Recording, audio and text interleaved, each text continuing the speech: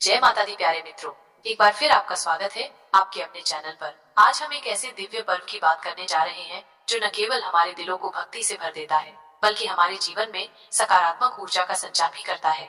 जी हाँ, हम बात कर रहे हैं चैत्र नवरात्रि की। ये 9 दिवसीय पर्व जो इस बार 30 मार्च से शुरू होकर 7 अप्रैल तक चलेगा, माँ दुर्गा की शक्ति और भक्ति का प्रतीक है। ये सिर्फ एक त्योहार नहीं बल्कि एक आध्यात्मिक यात्रा है जो हमें बुराई पर अच्छाई की जीत का संदेश देती है। नवरात्रि में हम माँ दुर्गा के 9 रूपों की पूजा करते हैं जिन्हें नव दुर्गा कहा जाता है। यह समय आत्मशुद्धि और सकारात्मक ऊर्जा के संचार का अवसर है। लेकिन कई बार हम जाने अनजाने में कुछ ऐसी गलतियां कर बैठते हैं जिनका परिणाम हमें और हमारे पूरे परिवार को जीवन भर भुगतना पड़ सकता है। कई बार हम नवरात्रि के दौरान भी कुछ गलतियां कर बैठते हैं और बाद में हमारे हाथ सिर्फ निराशा ही लगती है। इसलिए आज हम आपको जो जानकारी अपने वीडियो के माध्यम से देंगे वो आपके लिए बहुत महत्वपूर्ण है। हम आपको बताएंगे कि नवरात्रि में किन गलतियों से बचना चाहिए और इस दिव्य पर्व की दिव्यता का लाभ कैसे उठाया जा सकता है। तो बने रहिए हमारे साथ और जानिए नवरात्रि के इस पावन पर्व के बारे में सब कुछ। कुछ ऐसी गलतियां हैं जिनसे बचना आवश्यक है ताकि माँ दुर्गा की कृपा बनी रहे। 1. तामसिक भोजन का त्याग। नवरात्रि के 9 दिनों में लहसुन, प्याज, मांस, मदिरा और अन्य तामसिक भोजन से दूर रहना चाहिए। यह अवधि शुद्धता और सात्विकता का पालन करने का समय है। तामसिक भोजन शरीर और मन को अशुद्ध करता है जिससे आध्यात्मिक ऊर्जा का प्रवाह बाधित होता है। इसके बजाय फल, दूध, दही और सात्विक भोजन का सेवन करें। 2.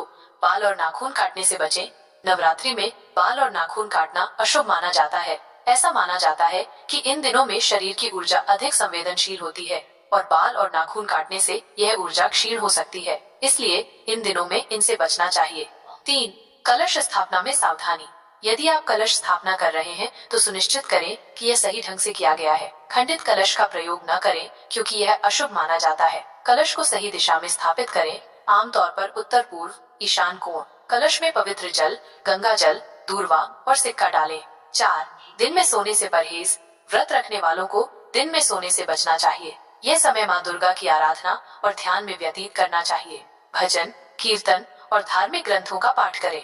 दिन में सोने से आलस्य बढ़ता है और आध्यात्मिक ऊर्जा का प्रवाह कम होता है। 5. नकारात्मक विचारों से दूर रहें। नवरात्रि के दौरान नकारात्मक विचारों से दूर रहें और सकारात्मकता बनाए रखें। क्रोध, ईर्ष्या और अन्य नकारात्मक भावनाओं से बचें।